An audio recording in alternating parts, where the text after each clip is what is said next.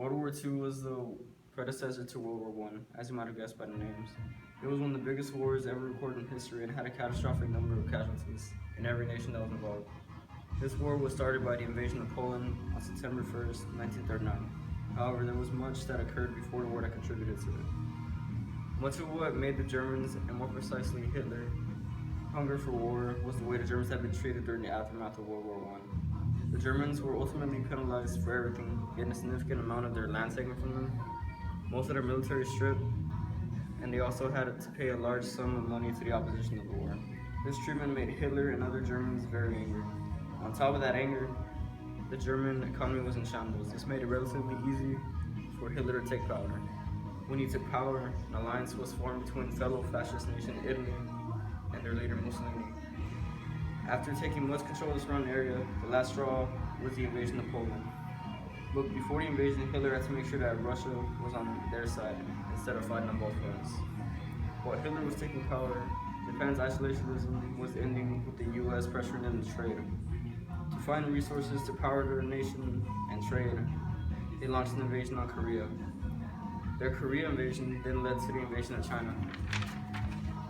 The Allies attempted to stop them diplomatically, but the Japanese kept pushing onward and joined the Axis powers.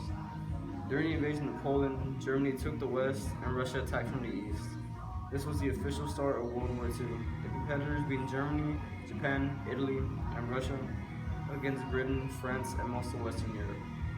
He quickly invaded France with the strategy of blitzkrieg. This surrounded the forces by eliminating and pushing out the main forces of France. Shortly after, he took Paris, and France fell. The next step in Hitler's plan was to invade Britain.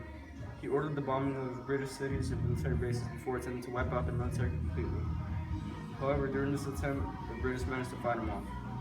The victory postponed the invasion, but bombing still occurred regularly. There were also smaller battles between smaller countries in Europe and Africa. Many of these were fought by the Italians, ending in failure. A common question at the moment would be, where was the United States in all this? Well, during the time, the U.S. citizens, as well as most of Congress, wanted to stay out of the war because of how many casualties there were in the First World War. However, they still supplied the Allies with weapons and food. The Germans often tried to cut this off, and better technology was developed to combat the German U-boats. During this time, the Germans decided to invade Russia. They made tremendous progress in the invasion, but they were not prepared for the winter. They lost many of their soldiers to the cold, and Russia began pushing them back. The Japanese were still looking to conquer more, and they were aiming at the islands in Southeast Asia. Japan decided to launch attacks on Britain and the US to make it easier for them. On September 7, 1941, Pearl Harbor in Hawaii was attacked by the Japanese, and the US was finally in the war. This stalled the US for a bit. This bit was all the opening the Japanese needed. They took all the islands in Southeast Asia. The victory was short-lived for the Axis powers, however. Russia had time to prepare for the war, while the Germans were dug in for the winter. The US Navy had recovered and was prepared for battle.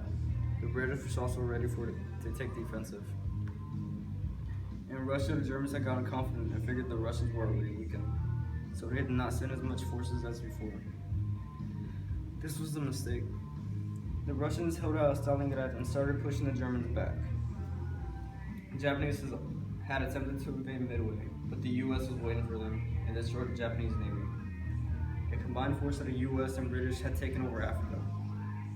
Then one of the biggest invasions came in 1944, the invasion of Normandy.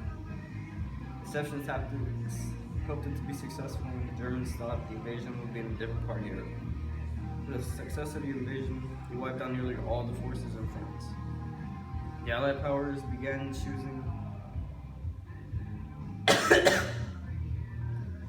closing in on Germany into Berlin, where Hitler killed himself inside his bunker. This was the end of the fighting in Europe. The fighting in Asia was just about done as well. The US began island hopping, taking one island back at a time. None of the Japanese soldiers surrendered on the island. All of them fought to the death. After taking Okinawa, the US didn't want to fight in Japanese homeland because of their fighting mentality. they knew would result in heavy losses. For this reason, and to frighten the Russians, they dropped the first nuclear weapons on Hiroshima and Nagasaki. The Japanese surrendered, and the war was finally over.